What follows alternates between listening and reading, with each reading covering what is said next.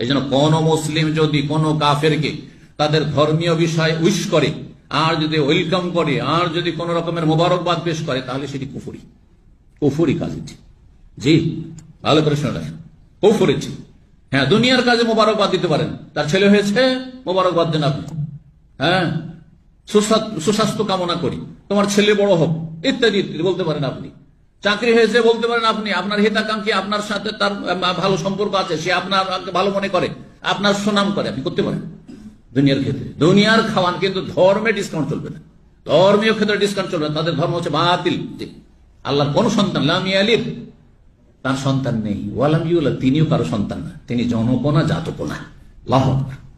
আল্লাহকে জাল দেওয়া হচ্ছে যে আল্লাহর জন্য সন্তান সাব্যস্ত করা। ও আম্মা তাকযিবুহু, আল্লাহকে মিথ্যা জ্ঞান করা হচ্ছে। ফাকাউলুহু, কোন মানুষ যদি বলে লাইসা ইউইদুনি কামা বাদানি, প্রথম